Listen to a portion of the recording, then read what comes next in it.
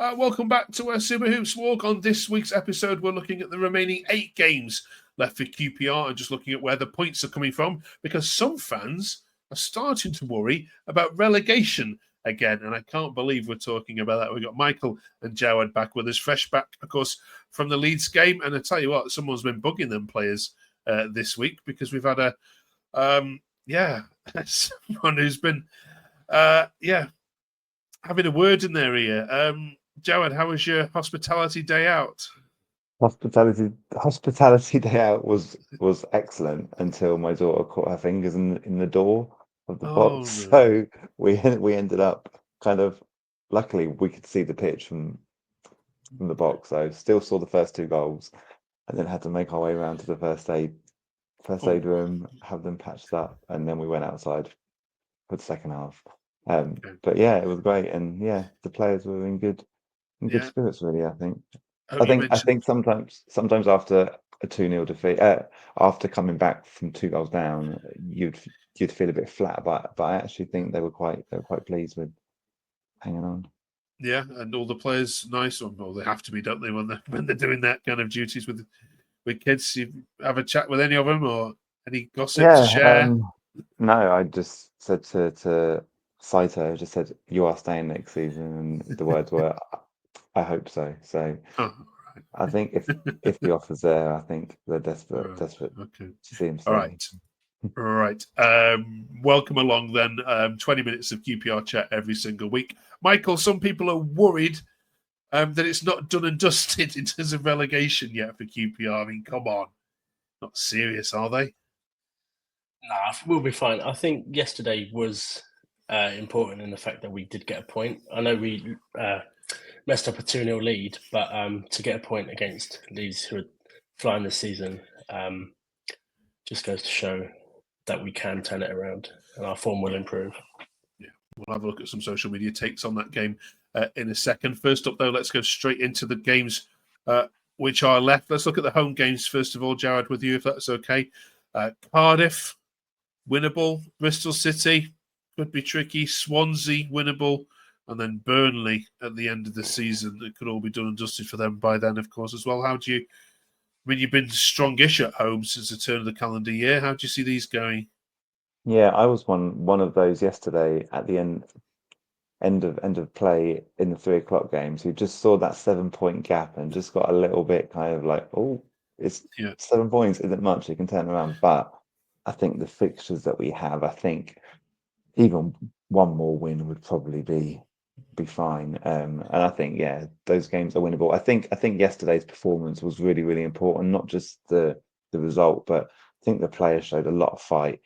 It would have been easy to roll over at 2-2 and concede that third goal, but they really, really dug in, and I think it would have given them belief that like the season's not finished yet, and there's still something to kind of fight for. Yeah. I mean, you say it's 7 points, but there's a whole lot of traffic between you and those 7 points as well, isn't it? There's got to be a monumental shift in everybody else's results. And then your away games, Michael. I mean, it's Stoke and Oxford, which are 2 teams struggling themselves, and then tricky maybe one to Preston, and you finish the season at Sunderland, which I can quite easily see you winning there, to be honest, given the way that they're finishing the season. So, yeah, what do you reckon in terms of points from your away games? Yeah, I think anything is possible. I do think with the shift in momentum, I think the way we played the first half against Leeds, if we go into every game playing like that, I think we'll be fine. I think they're all winnable away games, and I'd say 3 out of the 4 home games are all winnable. But obviously, this is QPR, so it's not going to be easy. Yeah, and Chair's injury doesn't help. Although, having said that, in recent weeks we've been saying on here, he's been a bit ineffective. Jawad, how do you see that?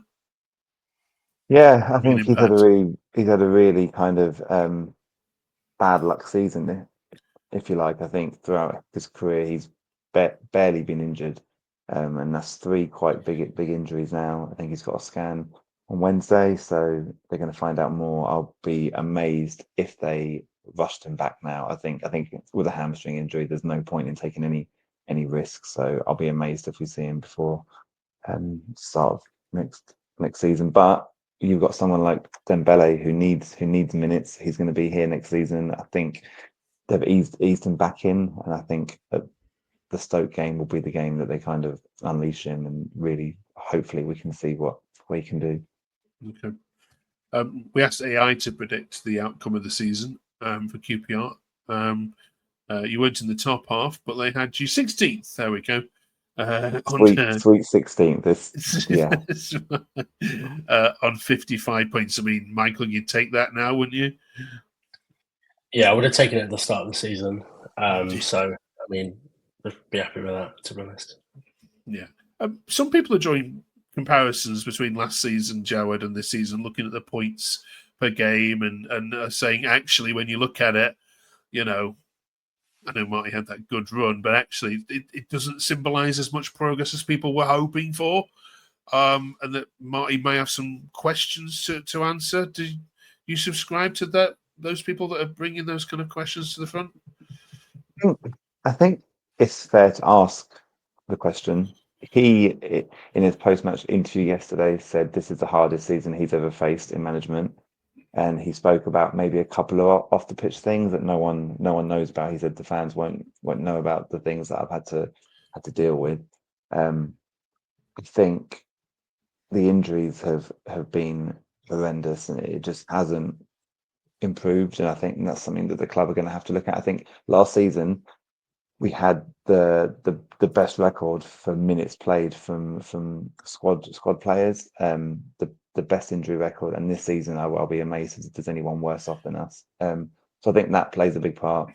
I think the signings, the big money signings, Salah started badly, scored 2 goals, got injured, haven't seen him since. Maddison, £3.5 million apparently, and we had 3 midfielders out yesterday, and he still didn't start. He played Ronnie Edwards there instead of him. I think that speaks volumes for what Marty thinks of him. So I think they've made mistakes. I think it probably hasn't gone as well as they hoped. I don't think anybody realistically thought we'd finish top 6, but I think they were hoping maybe for a top 10 kind of finish. So I think nobody is asking for him to go, but I do think the sum is going to be huge because I think there's players out of contract and stuff. So yeah, I think maybe we'll feel if we end the season with 4 or 5 wins, I think everybody will look back at it as a relatively positive season. Let's look at some social media takes from the game then, showing some of these weren't overly positive, even though it was a good point. Ragu says, I felt Anderson played very poorly overall and was a passenger. Dembele or Morgan would have done better in that role. Michael, I'll get your view on that in a second. Replacing Smith made no sense whatsoever. He was one of our best players. Jordan says, we definitely need to sort this defending out, as if we have a strong defence, we're more likely to win matches to climb the table, but fair play to the players for keeping up the tempo. And I mean, I spotted that. I watched the game on the iPad, and I thought, the tempo of the game was, especially in the first half, was you matched them. I know it's a little bit against the run of play when you scored, but yeah, after that, I thought you were brilliant. What about those points there about Anderson, though, Michael? Yeah, he wasn't great. He's not managed to hit the heights of last season when he first came in, but I feel like the last couple of games he's played okay. He's not been the worst player on the pitch, that's for sure. As regards to the defensive points, Paul is one of our worst. He's the weakest link in our defence at the moment, and I think everything kind of goes through him, and that's why we're conceding the goals down the left hand side. So I think he's the weak link that we need to sort out. There was a tweet on pretty much exactly that. At that point where you've certainly beaten me to it. Connor says, get Pal out of there. Harry says, we'll take the result and the performance. The ref created a stop-start game. Thought Colback showed his value off the ball. Dembele and even Madsen showed glimpses off the bench. Saito was man of the match. Fantastic goal. Great off-the-ball work. Jawad, anything there you disagree with, though? Going back to Anderson, I think he's had a really kind of stop-start season. I think we all had high hopes after seeing his performances last season. I thought he did all right yesterday. No more than that, but I think his progress from what we've seen. I think Powell, I think we're just counting down the days now until his contract runs out. There's no way that they can sign him. I think the intensity that he plays at is just not good enough. And Dembele off the bench again showed the sort of ability that he has. And like I said, I think in the last 8 games, I hope that we get to see him start and shine, because I think if we're going to do well next season, I think a lot of it will be down to whether or not he can step up for us. And then I thought Edwards had another great game in midfield. I have no doubt that he's going to the very top. He reads the game so well. He's physical. And personally, if Field's out now for the season, if Varane's out, I would keep Edwards there and give Morrison some time again, because I think, again, if we're going to do well next season, he's another player that could be really, really important for us. Brilliant. Good shouts all around. Thank you all both very much.